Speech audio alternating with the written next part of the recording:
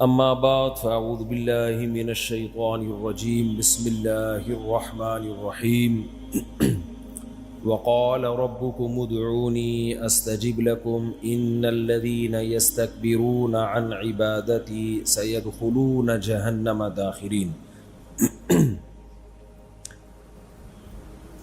وقال النبي صلی اللہ علیہ وسلم الدعاء مخ العبادہ۔ قرآن مجید کی ایک آیت تلاوت کی ہے، اللہ تعالیٰ سے دعا ہے اللہ تعالیٰ صحیح طرح سے بات کہنے کی، سننے کی، سمجھنے کی اور عمل کی توفیق عطا فرمائے۔ آواز گونج رہی ہے، میرا خیال ہے صاف آواز آ نہیں رہی ہے، صحیح آ رہی ہے؟ بالکل ماشاء اللہ۔ ایک تو لوگ اس طرح بیٹھے ہوئے ہیں، ایک وہاں، تو ایسے دائیں بائیں میں دیکھتا کیسے رہوں گا۔ سامنے بیٹھے ہوتے ہیں نا تو آسان ہوتا ہے بات کرنا۔ میں نے جو قرآن مجید کی آیت پڑھی ہے وَقَالَ رَبُّكُمُ ادْعُونِي أَسْتَجِبْ لَكُمْ، اللہ تعالیٰ قرآن مجید میں کہتے ہیں مجھے پکارو میں تمہاری پکار کا جواب دوں گا۔ دنیا میں جتنے بھی مذاہب ہیں ان سب میں خدا کو پکارنے کا تصور موجود ہے۔ جتنی بھی دنیا میں عبادت گاہیں ہیں، جس مذہب کے بھی گڑھے ہوئے معبود ہوں یا حقیقی معبود ہو، ہر مذہب میں دعا ہے۔ بس بیٹھ جائیں اپنی جگہ پہ۔ ہر مذہب میں دعا، پکار جسے کہا جاتا ہے۔ ہندو لوگ جو مندروں میں جاتے ہیں اپنی مرادیں پوری کروانے کے لیے،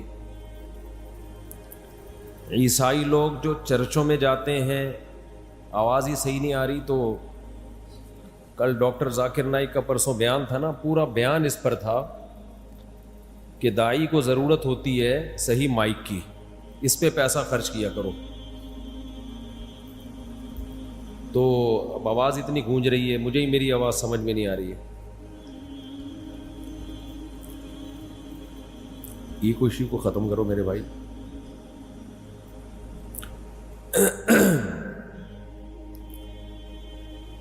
تو ہندو لوگ مندروں میں جاتے ہیں، کیوں جاتے ہیں مندروں میں بھائی؟ وہ سمجھتے ہیں کہ ہم یہاں جا کے بھگوان سے مانگیں گے تو بھگوان ہماری مراد کو پورا کرے گا۔ عیسائی لوگ چرچ میں جاتے ہیں، بھائی یہاں ہماری مرادیں پوری ہوں گی۔ اچھا، جو لوگ خدا کو نہیں مانتے وہ کہیں بھی نہیں جاتے، وہ کہتے ہیں ہماری حاجتیں پوری کرنا معاذ اللہ خدا کا کام نہیں ہے، بلکہ یہ دنیا دارالاسباب ہے۔ آپ کی کوئی حاجت ہے تو آپ بجائے خدا سے، اللہ سے، بھگوان سے، عیسیٰ ابن مریم سے، کسی سے مانگنے کے بجائے سیدھا آپ لاجک اختیار کریں، اسباب اختیار کریں، آپ کا کام ہو جائے گا۔ اس کے لیے دعا مانگنا، پکارنا، خدا کو پکارنا، اس کی بالکل بھی ضرورت نہیں ہے۔ مثال کے طور پر آپ کا مائک خراب ہے تو آپ اللہ سے دعا نہ مانگیں، آپ ان لوگوں سے بولیں اس کو ٹھیک کر دو تو ٹھیک ہو جائے گا۔ وہ سمجھ رہے ہیں؟ وہ کہتے ہیں دنیا دارالاسباب ہے، نہ مندر جانے کی ضرورت، نہ مسجد جانے کی ضرورت، نہ مزار جانے کی ضرورت۔ کام پورا کرنا ہے تو مزار کے بجائے بازار جاؤ۔ آپ کو کوئی چیز خریدنی ہے بازار چلے جاؤ، کوئی بیماری ہے ڈاکٹر کے پاس جاؤ، ٹینشن ہے تو اس ٹینشن کے اسباب دیکھو۔ بھائی کیا سبب ہے کہ آپ کی ٹینشن دور نہیں ہو رہی؟ وہ ٹینشن دور کرنے کی کوشش کرو، پھر بھی نہیں ہو رہی تو اس کا مطلب دماغ کا کوئی کیمیکل آگے پیچھے ہو گیا ہے، تو کسی اچھے سے سائیکیٹرسٹ کو دکھاؤ۔ کہہ رہے دیکھو ہم جو کام کرتے ہیں تو کام کرنے سے کام ہوتا ہے، کام نہیں کرنے سے کام نہیں ہوتا۔ ایک ایتھیسٹ کا اکثر میں ملفوظ سناتا ہوں کہ وہ گاڑی میں بیٹھا ہوا کہنے لگا کہ دیکھو ایکسیلریٹر پہ پاؤں رکھتے ہیں تو گاڑی چلتی ہے، بریک پہ پاؤں رکھتے ہیں تو گاڑی رکتی ہے، تو خدا کہاں ہے؟ خدا کہاں ہے بھائی؟ خدا کو میں جب مانوں جب ایکسیلریٹر پہ پاؤں رکھنے سے گاڑی رکے اور بریک پہ پاؤں رکھنے سے گاڑی چلے۔ نہیں آ رہا میرا خیال ہے، نہیں آ رہی سمجھ میں بات؟ مجھے تو نہیں آ رہی، کیونکہ میری آواز کانوں میں اتنی گونج رہی ہے کہ مجھے خود سمجھ میں نہیں آ رہی کہ میں کیا کہہ رہا ہوں۔ تو یہ وہ طبقہ ہے جن کی نظر میں معاذ اللہ نقل کفر دعا سے زیادہ لغو عبادت کوئی ہے نہیں۔ وہ کہتے ہیں دعا بالکل بیکار چیز ہے، کیونکہ کام کرنے سے ہوتا ہے، نہیں کرنے سے نہیں ہوتا، دعاؤں میں کچھ بھی نہیں رکھا۔ تو ہم یہ کہہ سکتے ہیں کہ دنیا میں 3 طبقے ہیں۔ ایک طبقہ وہ ہے جو کہتا ہے سرے سے ہمیں کسی کام کے لیے دعا کرنے کی چندہ ضرورت نہیں ہے، ہمیں چاہیے کہ ہم اسباب اختیار کریں، کام ہو جائے ٹھیک ہے، نہیں ہو جائے تو یا تو خودکشی کر لیں یا صبر کر لیں، جو مرضی کرنا ہے۔ دوسرا طبقہ یہ ہے جو کہتا ہے بھائی ہمیں دعا کی ضرورت ہے، لیکن کس سے دعا مانگیں وہ ہمیں اس بارے میں گائیڈ نہیں کرتے۔ کوئی کہتا ہے مزاروں پہ جا کے مزار والوں سے مانگو، کوئی کہتا ہے مندروں میں جا کے بتوں سے مانگو، کوئی کہتا ہے عیسیٰ اللہ کے بیٹے ہیں معاذ اللہ، نقل کفر نباشت، عیسیٰ ابن مریم سے مانگو۔ کوئی کیا کہتا ہے، کوئی کہتا ہے تعویذ گنڈے باندھو تو سارے کام ہو جائیں گے، حالانکہ جس نے جو تعویذ گنڈے دے رہا ہے اس کے اپنے سارے کام نہیں ہو رہے، تبھی تو وہ تعویذ گنڈوں کا بزنس کر رہا ہے۔ اگر اس کے کام ہو رہے ہوتے تو تعویذ گنڈوں کا کام کر رہا ہوتا، وہ بولتے کیوں نہیں بھائی؟ اگر اس کے کام ہو رہے ہوتے تو وہ یہ والا کام کر رہا ہوتا۔ اس کی مثال ایسے ہے، یوٹیوب پہ آپ کو پیسہ کمانے کے طریقے بتا رہے ہوتے ہیں، وہ اسی لیے بتا رہا ہوتا ہے کہ اس کے پاس پیسہ کمانے کا کوئی طریقہ، آپ لوگ جملہ کمپلیٹ کر لیا کرو میرے بھائی، وہ یوٹیوب پہ آپ کو پیسے کمانے کا طریقہ کیوں بتا رہا ہے؟ اس کے پاس خود پیسہ کمانے کا طریقہ نہیں ہے، ورنہ وہ کمانے کا طریقہ اختیار کر رہا ہوتا نا، کمانے کے طریقے تھوڑی بتا رہا ہوتا آپ کو۔ کچھ صحیح بھی ہوتے ہیں اس میں۔ تو اس لیے جس کا اپنا کوئی کام نہ بن رہا ہو وہ روحانی علاج کرنا شروع کر دیتا ہے، کیونکہ اس کے اپنے کوئی کام ہو نہیں رہا ہوتا، تو اس نے کہا چلو لوگوں کے کام بنانا شروع کر دو، تو یہی ایک کام ہے ہمارا، یہی جاب ہے ہماری۔ تو دنیا میں 3 طبقے ہیں۔ ایک طبقہ جو کہتا ہے دعاؤں میں کچھ نہیں رکھا، سب کچھ کس سے ہوتا ہے؟ اسباب سے۔ دوسرا طبقہ وہ یہ کہتا ہے دعاؤں سے سب کچھ ہوتا ہے، لیکن دعا کس سے مانگی جائے، کب مانگی جائے، کیا مانگا جائے، ان کے پاس اس بارے میں گائیڈنس نہیں ہے۔ وہ مندروں میں جاتے ہیں، بتوں کو پکارتے ہیں، عیسیٰ ابن مریم کو پکارتے ہیں، مزاروں کو پکارتے ہیں۔ تو ہمیں سید الانبیاء محمد صلی اللہ علیہ وسلم اگر ہمیں گائیڈ نہ کرتے کہ دعا مانگنی چاہیے کہ نہیں مانگنی چاہیے، مانگنی چاہیے تو کس سے مانگنی چاہیے، کیا مانگنا چاہیے، کس طرح سے مانگنی چاہیے، یہ ساری چیزیں ہمیں اسلام نے بتائی ہیں، اور یہ اسلام کا اور محمد صلی اللہ علیہ وسلم کا ہم پر بہت بڑا احسان ہے۔ یہ گائیڈنس ہمارے علاوہ دنیا میں کسی قوم کے پاس نہیں ہے۔ پہلی بات تو یہ دعا ضروری کیوں ہے؟ یہ جو لوگ کہتے ہیں نا دعا کی ضرورت نہیں ہے، یہ کہتے ہیں دنیا سب کچھ اسباب سے چلتی ہے، یہ نظریہ ہی غلط ہے۔ اگر دنیا اسباب سے چل رہی ہوتی تو سوال پیدا ہوتا ہے میرے بھائی، جب کائنات نہیں تھی، دنیا نہیں تھی، تو کون سا سبب تھا جس سے دنیا وجود میں آ گئی؟ دنیا کی تو ابتدا ہی بغیر کسی لاجک اور بغیر کسی سبب کے ہوئی ہے، اس کے تو خمیر میں یہ چیز شامل ہے۔ سمجھ میں آ رہی ہے بات؟ بھائی اگر ہر کچھ سب کچھ سبب سے ہی ہو رہا ہے تو پہلا ذرہ پیدا کیسے ہوا؟ وہ کلمہ کن کی طاقت سے ہوا کہ نہیں ہوا؟ تو یہ کلمہ کن کی طاقت کس کے پاس ہے؟ اللہ کے پاس۔ اس سے پتہ چلتا ہے میرے بھائی دنیا اسباب سے جڑی ہوئی ہے مگر جوڑنے والا کون ہے؟ اللہ. تو اللہ مسبب الاسباب ہے. جب اسباب سے کام نہیں چلے گا تو کلمہ کن کی طاقت والے سے کانٹیکٹ کیا جائے گا. سمجھتے ہو کہ نہیں سمجھتے؟ دیکھو کوئی کام آپ سے نہ ہو رہا ہو تو آپ کہتے ہیں بھائی یہ میرے دائرہ کار میں ہی نہیں آتا, تو آپ اوپر رابطہ کرتے ہو نا کہ یہ جس کے دائرہ کار میں آتا ہے ان سے رابطہ کیا جائے. رشتے کی مثال لے لیتے ہیں. لوگ مجھے فون کر کے کہتے ہیں میں فلاں جگہ شادی کرنا چاہتا ہوں, وہ مان نہیں رہے, تو میں جواب میں کہتا ہوں میں لڑکی کا ابا نہیں ہوں, یہ رشتہ میرے دائرہ کار میں نہیں آتا, تو مجھے کیوں فون کر کے کہہ رہے ہیں کہ فلاں جگہ میری شادی کرا دو؟ یہ کنٹرول کس کے پاس ہے بھائی؟ جہاں تو کرنا چاہتا ہے اس کے ابا کے پاس ہے. تو بھائی ہم نے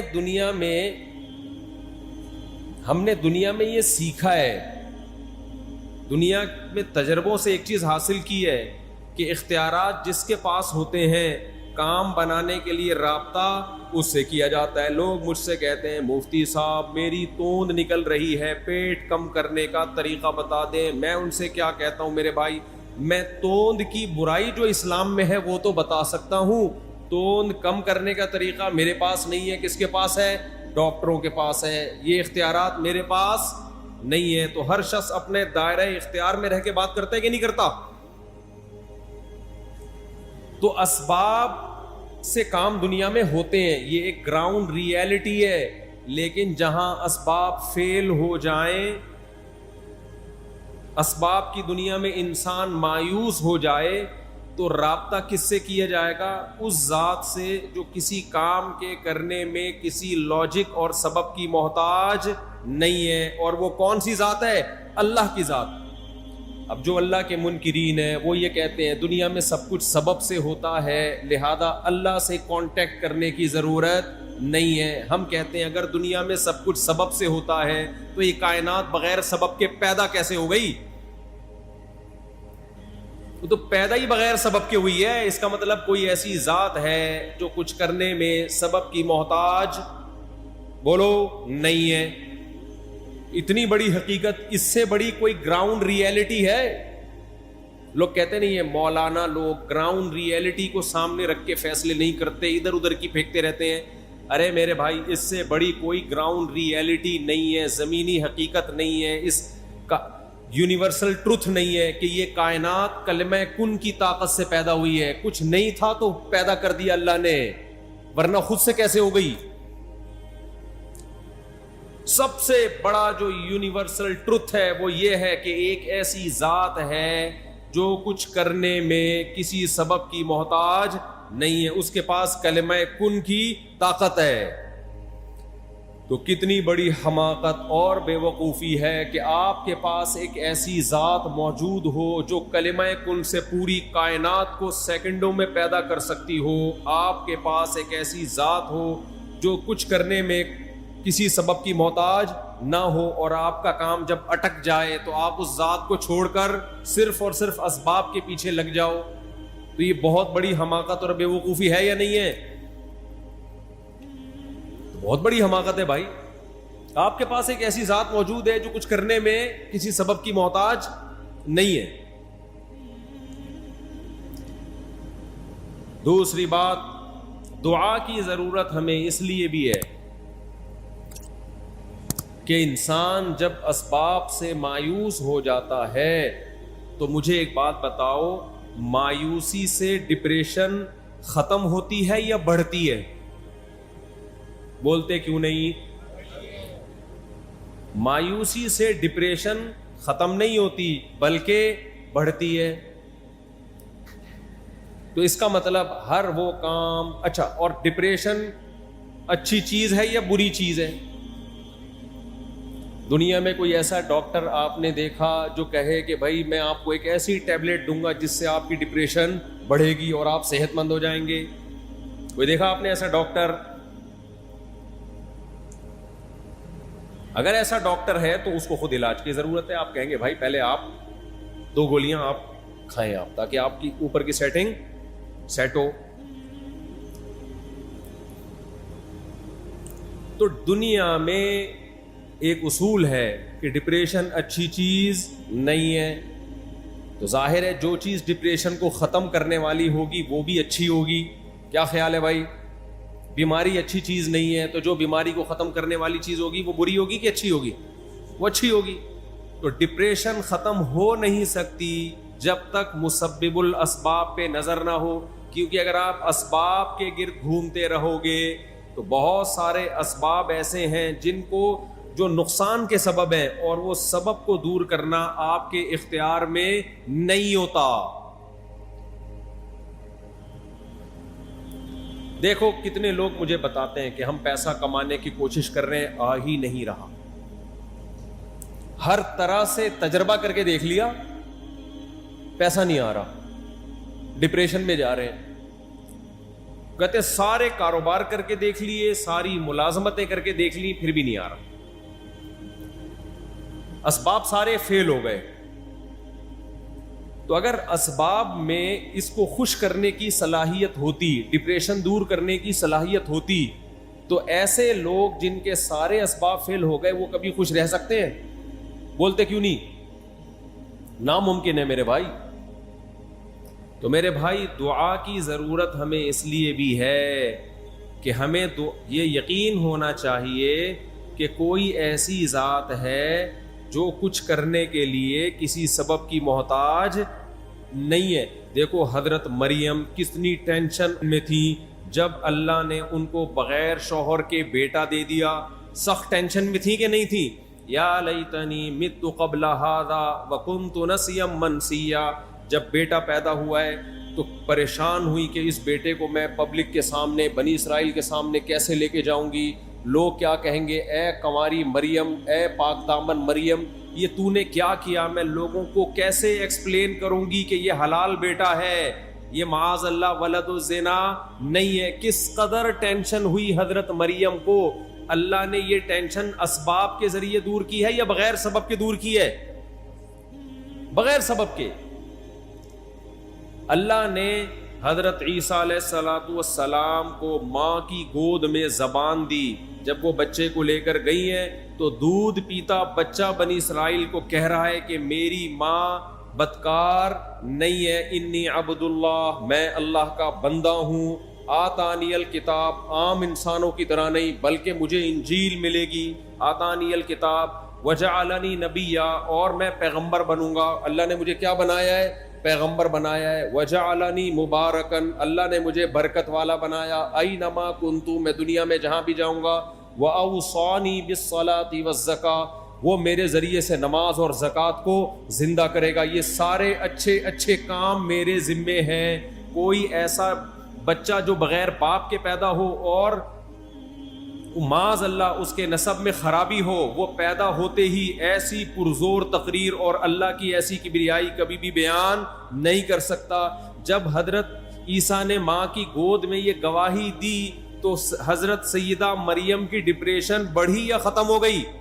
ختم ہو گئی ان کی ڈپریشن.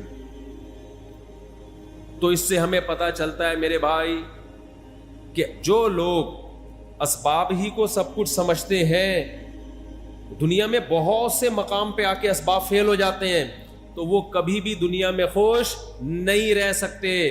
خوش رہنے کا ایک ہی طریقہ ہے آپ کے پاس کہ آپ کی نظر ایک ایسی ذات پر ہو جس کے بارے میں آپ کو یقین ہو کہ وہ میرے کام بنانے کے لیے, میری بگڑی بنانے کے لیے کسی لاجک اور سبب کی محتاج نہیں ہے. اس کے بغیر پریکٹیکلی خوش رہنا از امپاسبل.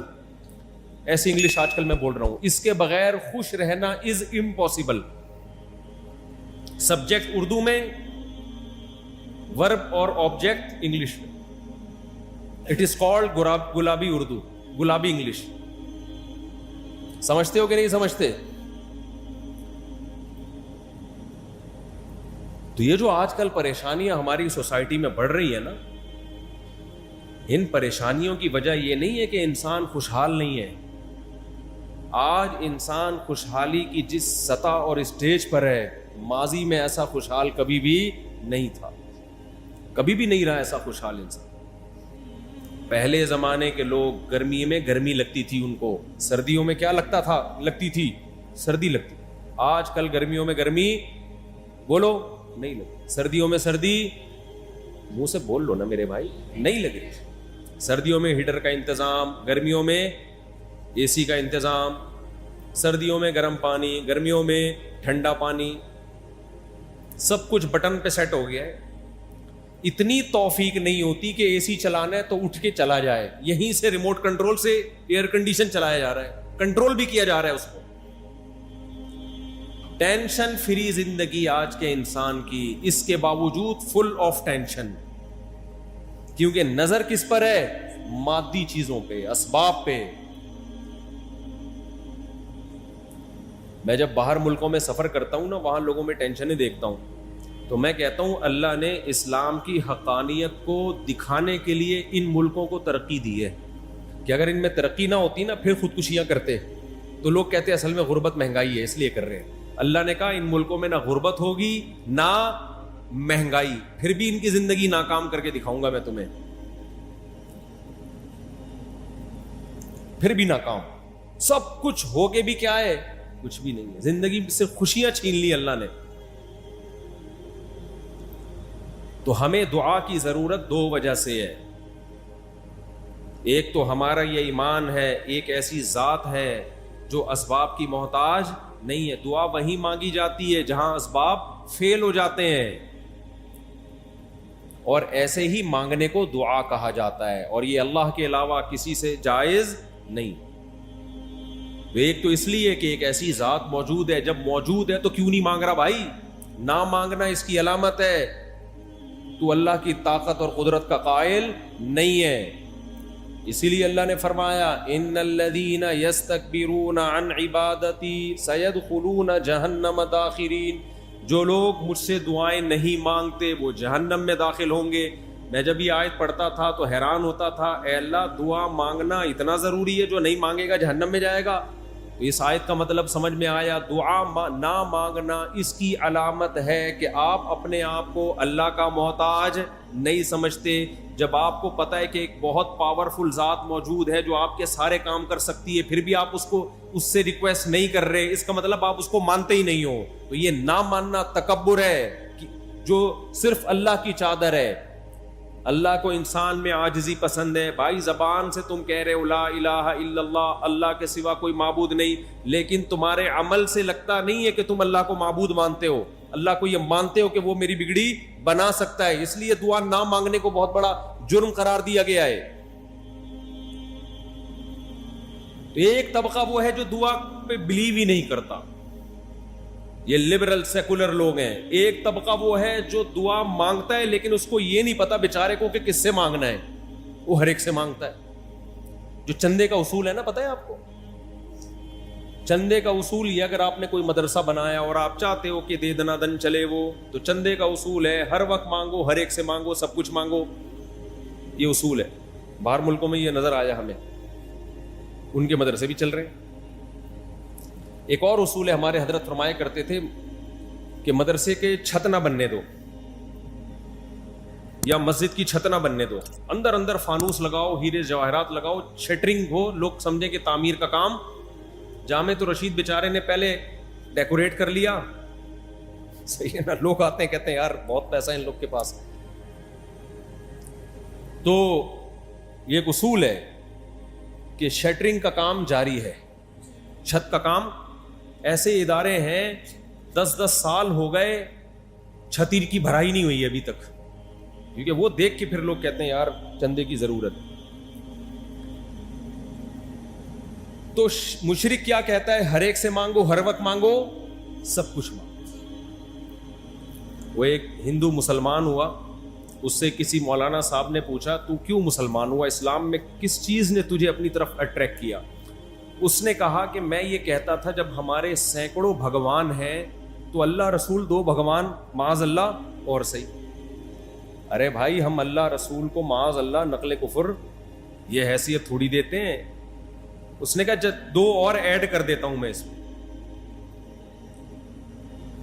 اسلام نام ہے توحید کا، اس لیے اللہ نے ہمیں بتایا کہ تم اگر دعا کرتے ہو سکون حاصل کرنے کے لیے تو ہزاروں معبودوں کو معبود بنانے سے، ہزاروں سے دعائیں مانگنے سے تمہیں سکون نہیں ملے گا، بلکہ تمہاری ڈپریشن بڑھ جائے گی. دعا کا مقصد حاصل نہیں ہوگا بلکہ الٹا اثر ہوگا اور ڈپریشن بڑھے گی. اس لیے اللہ نے فرمایا ضرب اللہ مثلا رجلا فیہ شرکاء متشاکسون ورجلا سلما لرجل. بتاؤ جس کے ہزاروں معبود ہو، کبھی مزار پہ جا کے سجدہ کر رہا ہو، کبھی بت کے سامنے سجدہ کر رہا ہو، کبھی کسی پیر کے سامنے سجدہ کر رہا ہو، جس کے ہزاروں معبود ہوں وہ سکون میں ہوگا یا جس کا صرف ایک مولا ہو، ایک معبود ہو؟ تو دنیا میں آپ کے 4 باس ہونا کمپنی میں، وہی ڈپریشن کے لیے کافی ہیں. ایک ساس ہوتی ہے، بہویں بہت ساری ہوتی ہیں، ساس ہمیشہ کتنی ہوتی ہیں؟ ایک. باس ہمیشہ کتنے ہوتے ہیں؟ بولو. ایک. آقا مولا کتنے ہوتے ہیں؟ ایک. تو جس کے اوپر بھی ایک سے زیادہ لوگ حاکم بن جائیں، وزیر اعظم بھی ایک ہوتا ہے، صدر بھی ایک، آرمی چیف بھی ایک.